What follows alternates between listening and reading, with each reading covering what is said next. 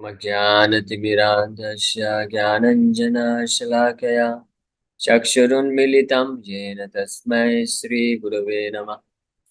नमः ॐ विष्णुपादाय कृष्णप्रेष्ठाय भूतले श्रीमते भक्तिवेदान्तस्वामिनिति नामिने। नमस्ते सारस्वतीदेवे गौरवाणी प्रचारिणे निर्विशेष शून्यवादी पाश्चात्यदेशतारिणे। नमो महावदन्याय कृष्णप्रेमप्रदायते कृष्णाय कृष्णचैतन्य नामने गौरतुसे नमः। जय श्री कृष्ण चैतन्य प्रभु नित्यानंद श्री अद्वैत गदाधर श्रीवासादि गौर भक्त वृंद। हरे कृष्णा कृष्णा कृष्णा हरे हरे, हरे राम राम राम हरे हरे कृष्ण। तो आप सभी भक्तों का हार्दिक स्वागत है आज के प्रातःकालीन श्रीमद् भागवतम के चर्चा में। तो आज हम लोग चर्चा करेंगे श्रीमद् भागवतम फर्स्ट कैंटो प्रथम स्कंद के दूसरे अध्याय का श्लोक संख्या 26 नंबर श्लोक पे आज चर्चा करेंगे। इसके पहले कल के श्लोक में श्री अच्युत गोस्वामी वर्णन कर रहे हैं। भेजिरे मुनियवाथाग्रे भगवंतम अधोक्षजम सत्वम विशुद्धम क्षेमाय कल्पन्ते अनुतानिह। कल्पन्ते ये अनुतानिह कि अगर कोई व्यक्ति, कल्पन्ते का मतलब होता है कि अगर कोई सर्वश्रेष्ठ लाभ प्राप्त करना चाहता है तो क्या करना चाहिए। भेजिरे भगवंतम अधोक्षजम, अधोक्षजम भेजिरे मतलब सेवा करना चाहिए भगवान का। कौन? अधोक्षज भगवान का। भगवंतम अधोक्षजम, देखिए ये बार बार ये चीजें आ रही हैं, ऑलरेडी कई बार हमने चर्चा किया है। वासुदेवे भगवती भक्ति योगा प्रयोजिता। और एक और श्लोक में ऐसा वर्णन करते हैं सूत गोस्वामी कि भगवान, इस 23 नंबर श्लोक में श्रेयाम तनु तत्र खलु सत्व तनोर। सत्व तनोर मतलब सतोगुण में, सतोगुण के जो विग्रह हैं भगवान श्री हरि सत्व तनोर कहलाते हैं। भक्तिम परमया मुदा वासुदेवे भगवती। इस श्लोक में फिर से वासुदेव भगवती आया। और पिछले श्लोक में सातवें 8वें नंबर श्लोक में वासुदेवे भगवती भक्ति योगा प्रयोजिता कीर्तनादेव कृष्ण से मुक्त संगस परम ब्रजी। तो बार बार भगवान वासुदेव, भगवान कृष्ण, भगवान अधोक्षज के प्रति अहितु के प्रति हता सवै पुंसाम परो धर्म यतो भक्तिर अधोक्षजे। भक्तिर अधोक्षजे भगवंतम अधोक्षजम वासुदेवे भगवती श्रेयांसी तत्र खलु सत्व तनोर।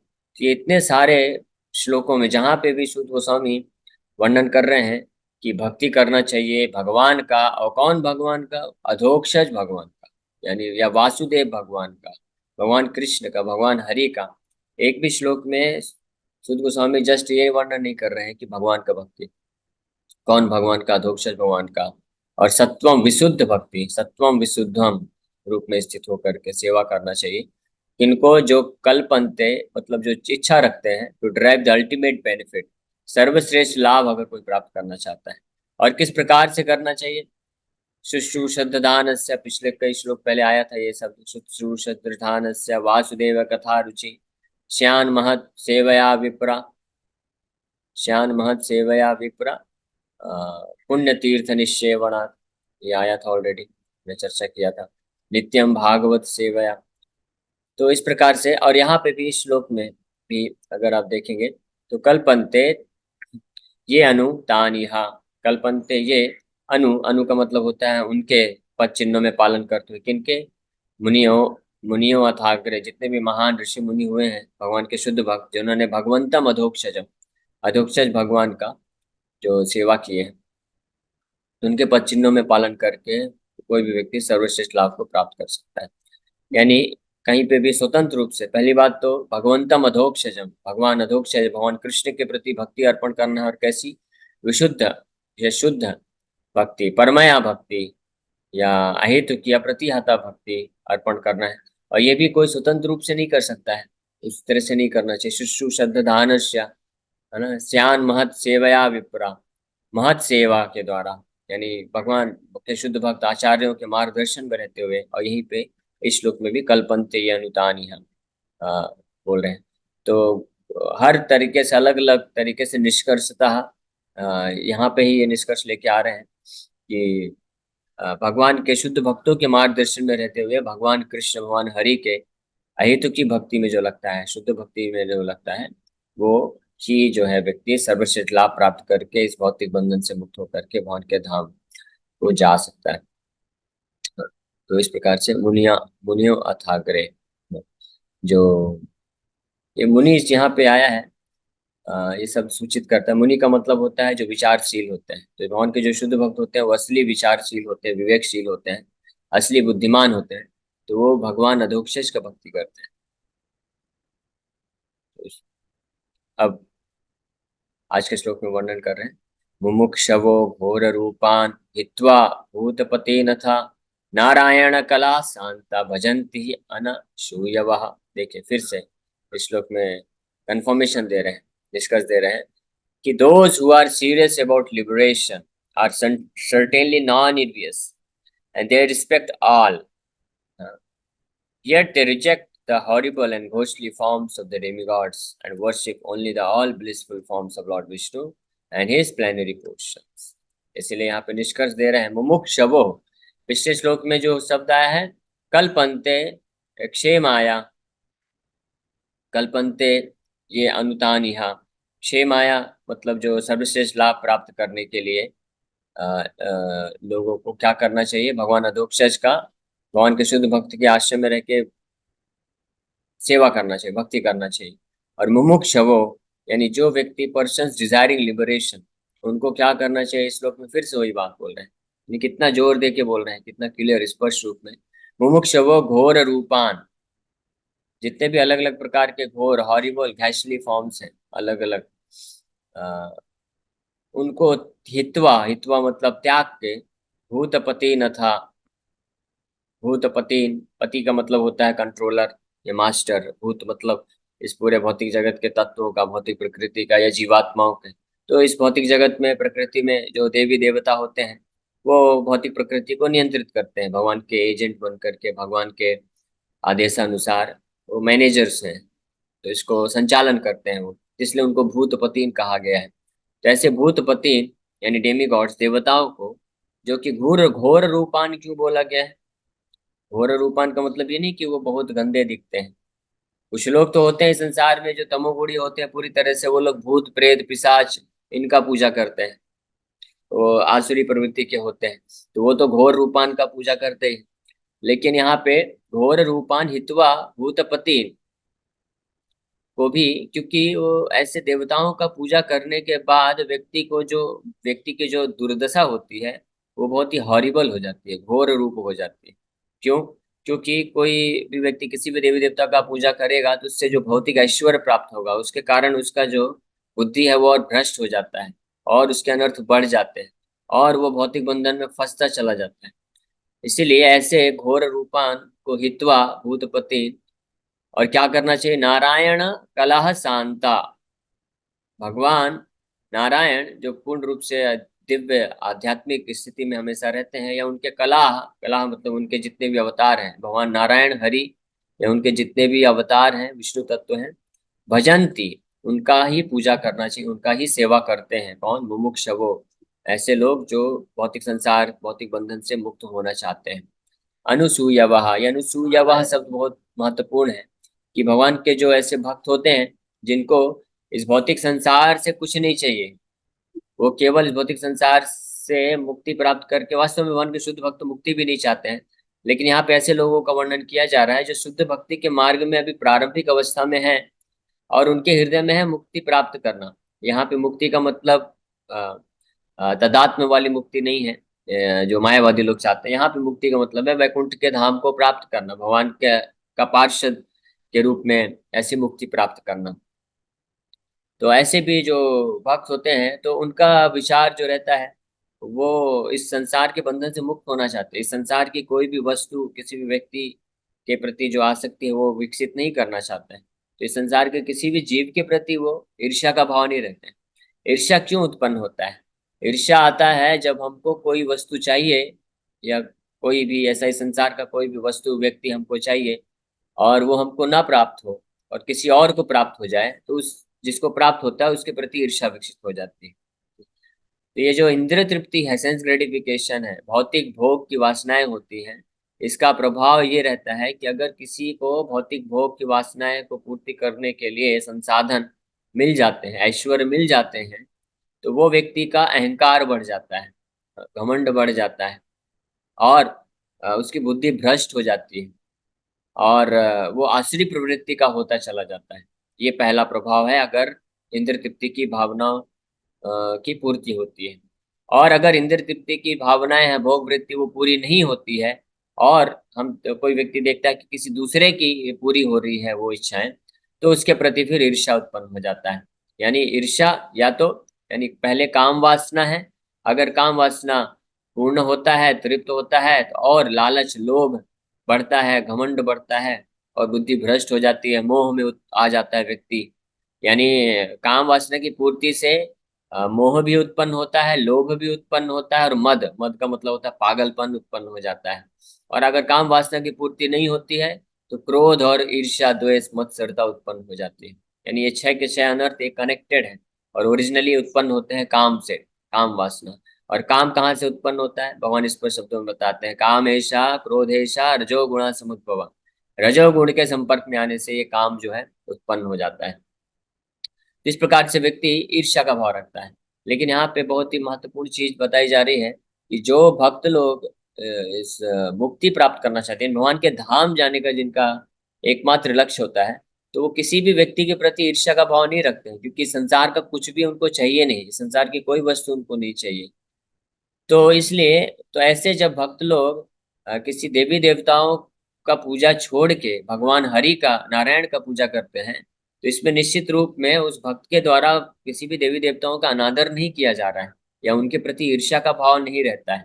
तो ईर्ष्या से पूरी तरह से मुक्त होते हैं, ईर्ष्या द्वेष से मुक्त हो रहते हैं, और अनादर के करने के भाव से नहीं होते हैं, बल्कि भगवान हरि के जो भक्त हैं वही सर्वश्रेष्ठ आदर प्रदान कर सकते हैं बाकी सभी देवी देवताओं को। बाकी देवी देवताओं को छोड़िए, यहाँ तक कि भगवान हरि का जो भक्त होता है, नारायण परायण सर्वे ना कुतश्चन बिभ्यति, स्वर्गो अपवर्गो नरकेशु अपि तुल्यार्थ दर्शिनः, उसके लिए सब कुछ तुल्य होता है, समान दृष्टि से देखता है। तो चाहे वो कोई चींटी के शरीर में क्यों ना हो, या ब्रह्मा जी क्यों ना हो, भगवान शिव हो, तो सबके प्रति उसका आदर भाव होता है। तो एक चींटी का भी सम्मान करता है, तो देवताओं का तो बहुत हृदय से सम्मान करेगा, क्योंकि वो तो भगवान के अपॉइंटेड एजेंट्स हैं, भगवान के द्वारा नियुक्त वो पदाधिकारी है। भगवान ने उनको पद दिया है सेवा करने के लिए, यानी वो भगवान विष्णु की सेवा में कार्यरत है, भगवान विष्णु के सेवा में जो कार्यरत हैं। तो ऐसे देवताओं को कोई भक्त है, भगवान विष्णु का भक्त है, वैष्णव है, वो कैसे अनादर कर सकता है। उसके हृदय में उनके प्रति बहुत रिस्पेक्ट, सम्मान की भावना होती है।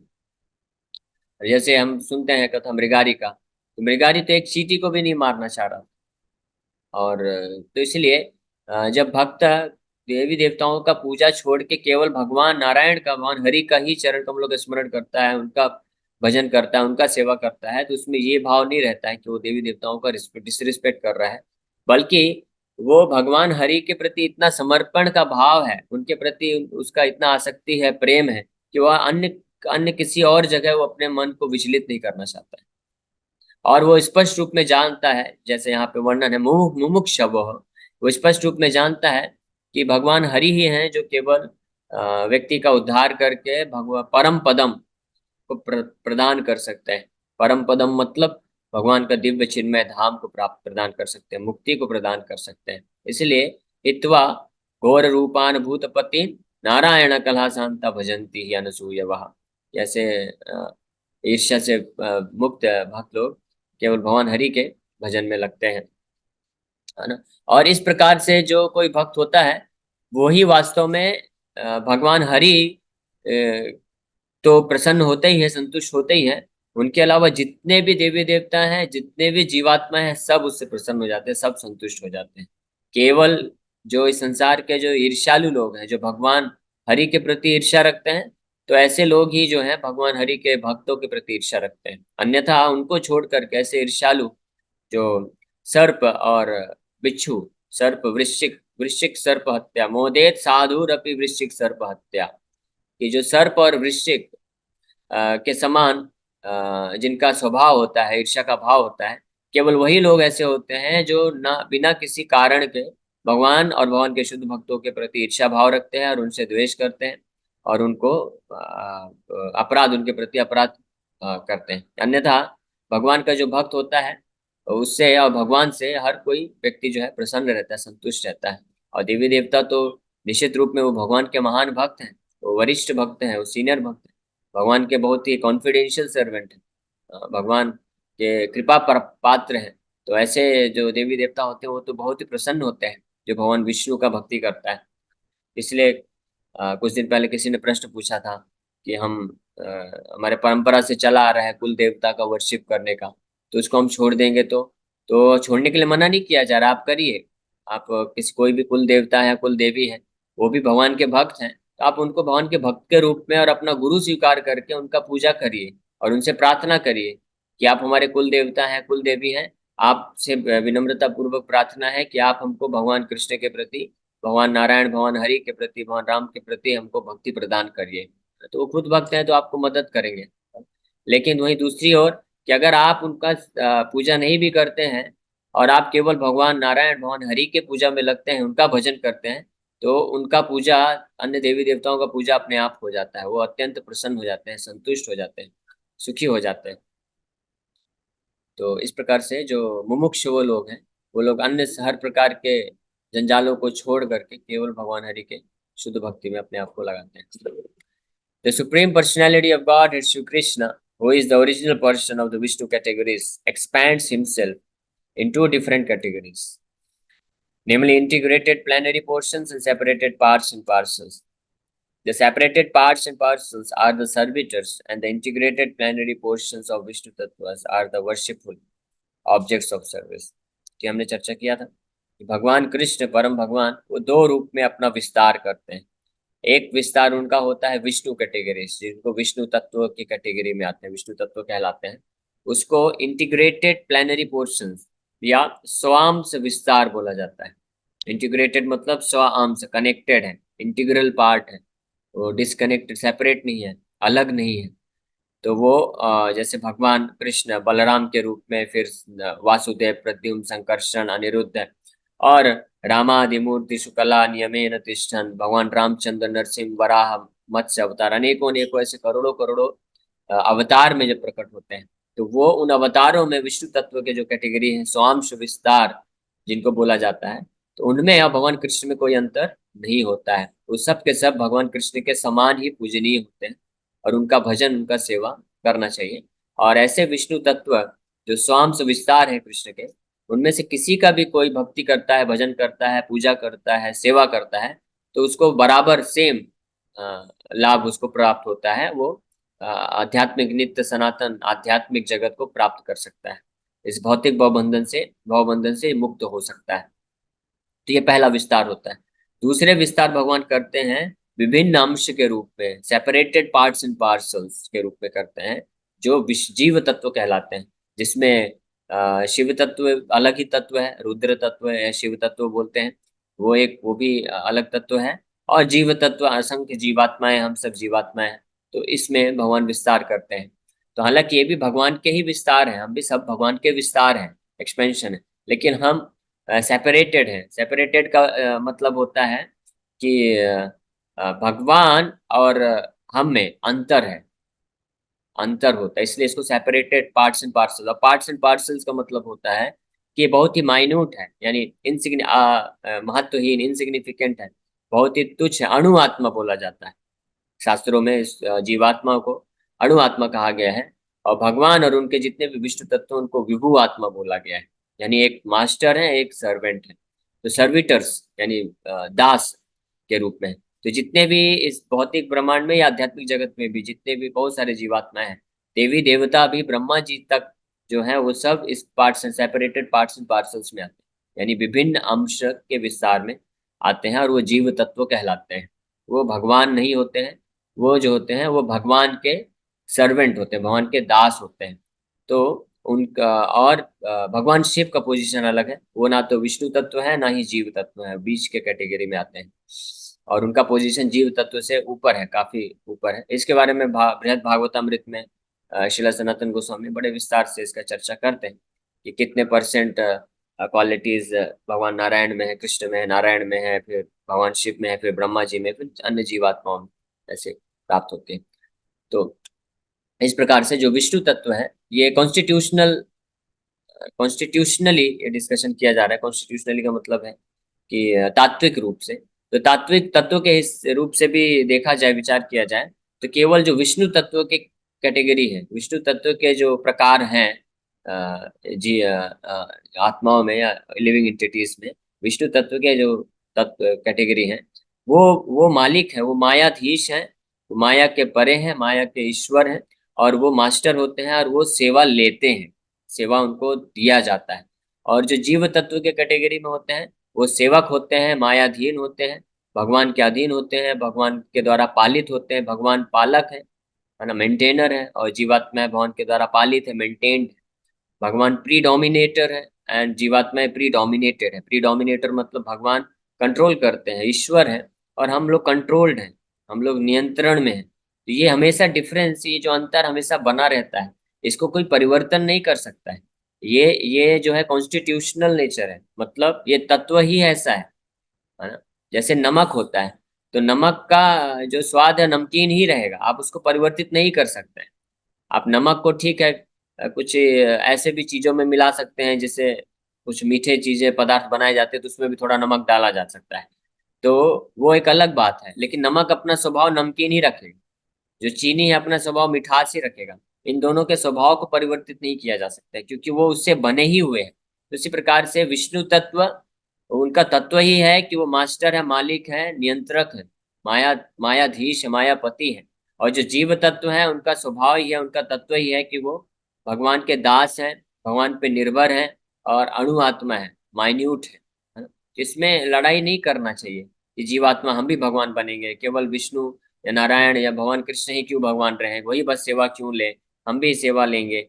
तो अगर हम ऐसा करेंगे, विपरीत जाएंगे, तो उसमें नुकसान हमारा ही होगा, हम ही जो है दुख को भोगेंगे, इस संसार में फंसे रहेंगे, है ना। लेकिन अगर हम अपने तत्व को, स्वभाव को स्वीकार कर लेंगे और उसके हिसाब से कार्य करेंगे, तो बड़ी शांति और आनंद का अनुभूति कर सकेंगे। और यहाँ पे भगवान का बिल्कुल भी ऐसा नहीं है कि भगवान तात्विक रूप में भगवान सुप्रीम कंट्रोलर है, नियंत्रक है, बॉस है, मास्टर है। तो इस भौतिक जगत के मास्टर या बॉस की तरह नहीं है भगवान, जो जीवात्माओं का शोषण करेंगे। बल्कि जब जीवात्माएं अपने तत्व के अनुसार स्थित होकर के, अपने कॉन्स्टिट्यूशन में, अपने स्वभाव पे स्थित होकर के, यानी स्वभाव क्या है, जीवेर स्वरूप है नित्य कृष्ण दास, अपने स्वरूप पे स्थित होकर के जब कृष्ण का सेवा करेगा, तो उस जीवात्मा को अत्यंत अनंत आनंद की प्राप्ति होगी। भगवान, यहाँ तक कि भगवान का जो जीवात्माएं जो सेवा करते हैं, तो भगवान को जितना आनंद नहीं मिलता, उससे हजारों गुना आनंद भगवान के शुद्ध भक्तों को मिलता है। हाँ, इसलिए भगवान भी प्रयास करते हैं, भगवान लेकिन विफल हो जाते हैं, क्योंकि भगवान का तत्व क्या है, भगवान है परम भगवान, सुप्रीम कंट्रोलर है, वो सेव्य है, यानी जिनका सेवा करना होता है, जो वो मालिक है।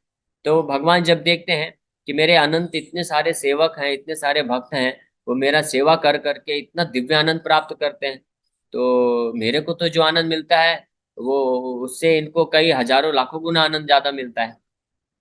तो मैं भी इनका आनंद टेस्ट करना चाहता हूँ, इनको जो आनंद मिलता है वो मैं प्राप्त करना चाहता हूँ। तो भगवान विचार करते हैं लेकिन असफल हो जाते हैं, क्यों? क्योंकि वो तत्व है ही नहीं, भगवान तो सेवक है नहीं, वो तो भगवान है, परम भगवान है, सुप्रीम कंट्रोलर है। तो इसलिए भगवान को भी जब अपने शुद्ध भक्तों के द्वारा किस प्रकार का दिव्य आनंद प्राप्त हो रहा है, उसको उसको प्राप्त करने के हेतु भगवान को भी भक्त का भाव लेना पड़ता है, भगवान को भी भक्त बनना पड़ता है, और वो खुद तो बन नहीं सकते। इसलिए अपने किसी शुद्ध भक्त, अपने महानतम भक्त का वो जो है भाव चोरी करते हैं। चोरी करते हैं मतलब वो भाव को धारण करते हैं, स्वीकार करते हैं, तब भगवान जो है भक्त बन पाते हैं। वही रूप है श्री चैतन्य महाप्रभु। श्री चैतन्य महाप्रभु का अवतार भगवान कृष्ण श्री चैतन्य महाप्रभु के रूप में क्यों अवतार लेते हैं, इसका एक मुख्य कारण ये भी है कि भगवान अपने आप को केवल मालिक रहने पे जो आनंद भोग करते हैं, उससे कई हजारों लाखों गुना आनंद उनके भक्तों को मिलता है। उस भक्तों के आनंद के प्रति लालायित होकर के भगवान भी अपने सबसे सर्वश्रेष्ठ भक्त हैं। सर्वश्रेष्ठ भक्त कौन है? ब्रजवासी, ब्रज के हैं, और ब्रज में भी गोपियां सर्वश्रेष्ठ हैं, और गोपियों में भी जो श्रीमती राधा रानी है वो सर्वोत्तम है, सर्वश्रेष्ठ है। तो इसलिए श्रीमती राधा रानी के भक्ति को चुराते हैं, लेके आते हैं भाव को, और तुरंत उनका जो कलर है, रंग भी बदल जाता है। हाँ, कृष्ण वर्णम से अकृष्ण वर्णम हो जाते हैं। हाँ, श्याम सुंदर से गौर सुंदर बन जाते हैं। तो गौर सुंदर भगवान इस प्रकार से आते हैं और अपना ही नाम का जप करके, अपने ही भक्ति में, अपने ही विरह में क्रंदन करते हैं, नाम जप करते हैं, अष्ट सात्विक विकार प्रकट करते हैं और दिव्य उन्माद प्रकट करते हैं, दिव्य आनंद को प्राप्त करते हैं। तो ये कॉन्स्टिट्यूशनल पोजीशन है। तो इसलिए ये प्रयास नहीं करना चाहिए कि हम भी कंट्रोलर बनेंगे, हम भी भगवान बनेंगे, हम भगवान से कम नहीं है, भगवान ही भगवान क्यों है, केवल भगवान राम का, भगवान कृष्ण का ही पूजा क्यों होना चाहिए, उनका ही मंदिर क्यों बनना चाहिए। तो ये ईर्ष्या है। इस ईर्ष्या को रख के अगर कोई व्यक्ति इस प्रकार से विचलित होगा तो कभी संसार में सुखी नहीं रह सकता है। लेकिन अगर वो स्वीकार कर लेगा कि परम भगवान है, और भगवान कोई शोषण करने वाले व्यक्ति मालिक नहीं है, भगवान इतना प्रेम करते हैं, उनका स्वभाव इतना अद्भुत है कि भगवान भी अपने भक्तों का सेवा करने के लिए तत्पर होते हैं। जितना भक्त सेवा नहीं करना चाहता है, भगवान उससे ज्यादा उसका सेवा करना चाहते हैं। इसलिए बहुत अद्भुत संबंध है। इसमें कभी हमको हतोत्साहित नहीं होना चाहिए कि अरे हम तो जीवात्मा रह गए, हमारा तो अणु आत्मा हो गया, हम तो बस माया के अधीन ही रहेंगे, हम तो बस दास ही रहेंगे हमेशा सनातन के लिए। नहीं, सनातन रूप से हम भगवान के दास हैं। ये बहुत बहुत ही बड़ी स्थिति है, बहुत अच्छी स्थिति है, इसका बहुत महिमा है। तो धीरे धीरे हम लोग भागवत में आगे बढ़ेंगे तो हम पहुंचेंगे। अम्बरीश महाराज के सेक्शन में भगवान नारायण खुद बोलते हैं कि हम भक्त पराधीन, मैं अपने ऐसे भक्त के पूरी तरह से अधीन हूँ। तत्व के रूप में भगवान भगवान है मायाधीश, भगवान सुप्रीम कंट्रोलर है, भगवान के अधीन सब हर कोई है। भगवान के अधीन माया है और माया के अधीन जीवात्मा है, ये तत्व के रूप में है।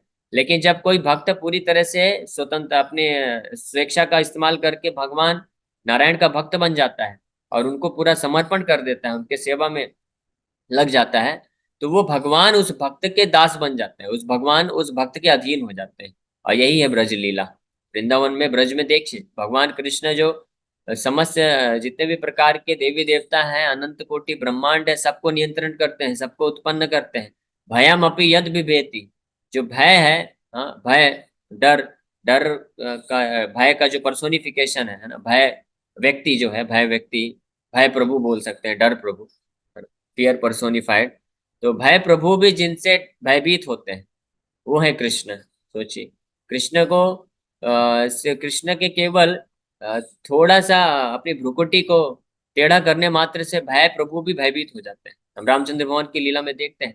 पहले तो रामचंद्र भगवान मानव रूप में ही, मानव, क्योंकि मानव रूप में है तो मानव रूप के ही रूप लीला कर रहे हैं, क्षत्रिय की तरह भगवान शिव का भी पूजा किए, क्षत्रिय का आदर्श स्थापित करते हुए। और समुद्र, भगवान सोचे मैं तो मनुष्य में कैसे समुद्र को लागूंगा, तो चलो समुद्र देवता को प्रार्थना करते हैं। उनके लिए 3 दिन बैठ के फास्टिंग किए और प्रार्थना कर रहे हैं, लेकिन समुद्र देवता कुछ भाव नहीं दिए।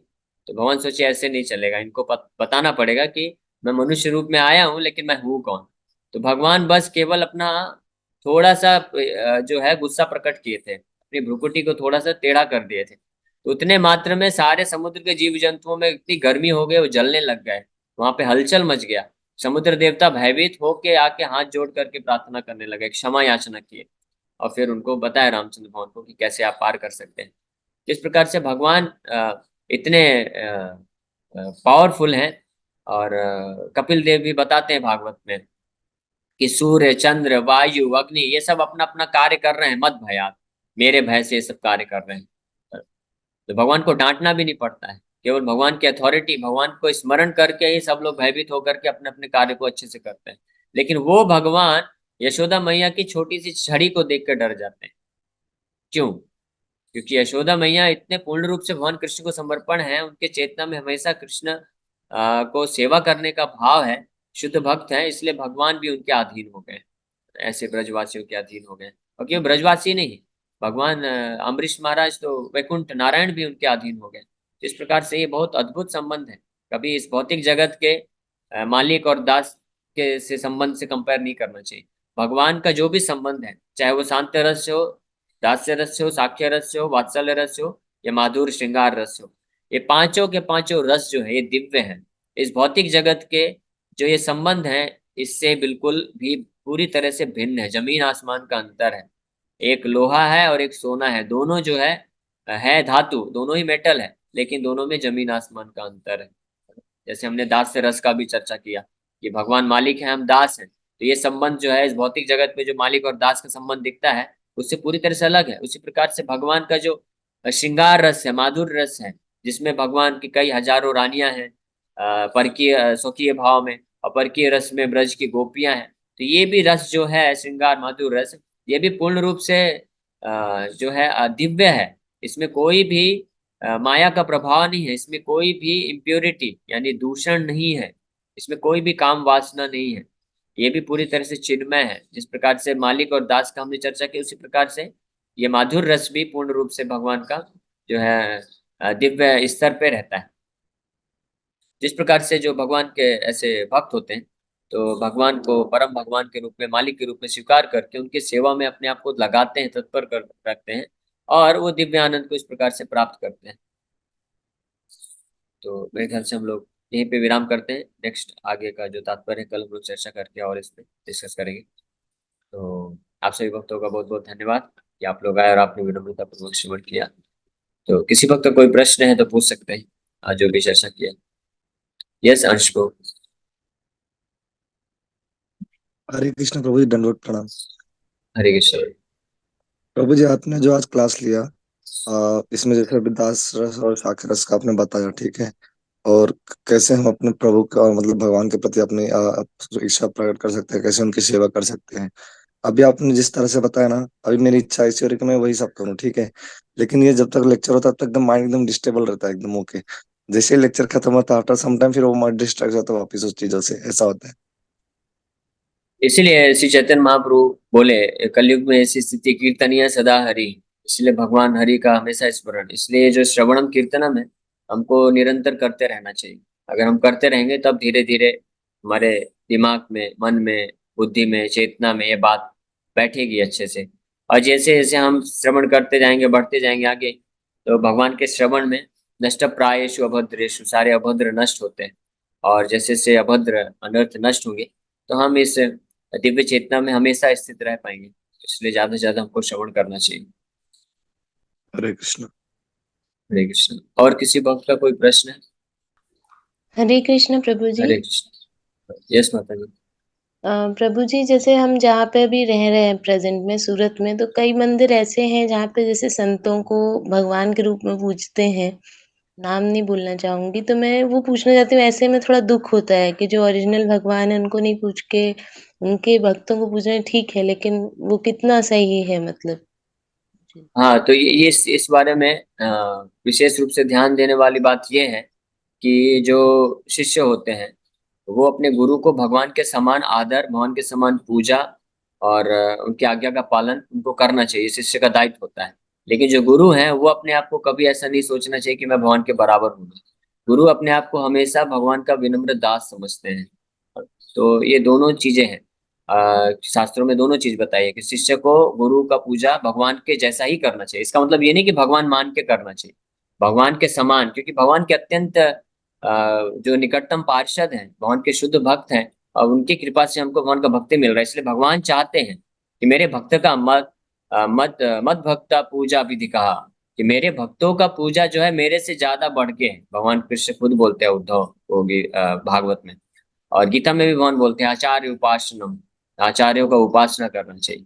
लेकिन जो गुरु या जो व्यक्ति संत या गुरु जो भी बोलिए अपने आप को ऐसा सोच लेता है कि मैं भगवान के बराबर हो गया, तो वास्तव में फिर गुरु नहीं रह गया।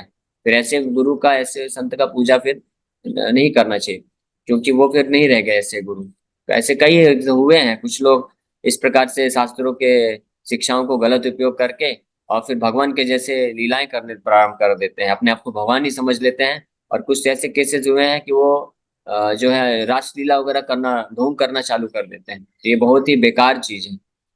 लेकिन जो अगर कोई प्रमाणिक गुरु है, शुद्ध भक्त अगर हम जानते हैं, तो उनका हमको प्रॉपर से, पूरी तरह से, अच्छे से पूजा करना चाहिए। और हम इस्कॉन टेम्पल में आप देखिए बहुत परफेक्ट तरीके से प्रभुपाद जी ने स्थापित किया है कि पहले भगवान का पूजा होता है, उसके बाद भगवान के सामने ही हम प्रभुपाद जी का पूजा करते हैं। लेकिन केंद्र में कौन है? भगवान ही केंद्र में रहते हैं।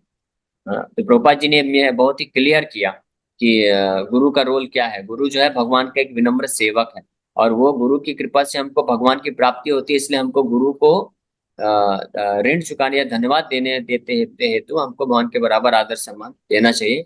लेकिन प्रभुपाद जी ने कभी अपने आप को भगवान घोषित नहीं किया। यहाँ तक कि आप देखिए प्रभुपाद जी ने जो भी प्रचार किया है उसमें कृष्ण को केंद्र में रखा है। अब हम प्रभुपाद जी के, क्योंकि हम उनके कृपा से हम लोग कृष्ण को पाए हैं, तो इसलिए हम कृष्ण को ही नाम जप करते हैं, कृष्ण का ही सेवा करते हैं, लेकिन हम प्रभुपाद जी को भी याद करते हैं। प्रभुपाद जी का ऋण है, प्रभुपाद जी का हम पूजा करते हैं। लेकिन जितने भी इस्कॉन टेम्पल है, ये पूरे दुनिया में लोग हमको किस नाम से जानते हैं? हरे कृष्णा के नाम से जानते हैं। Hare Krishna people, ISKCON, International Society for Krishna Consciousness. Prabhupada ji ने अपना नाम कभी सामने नहीं रखा।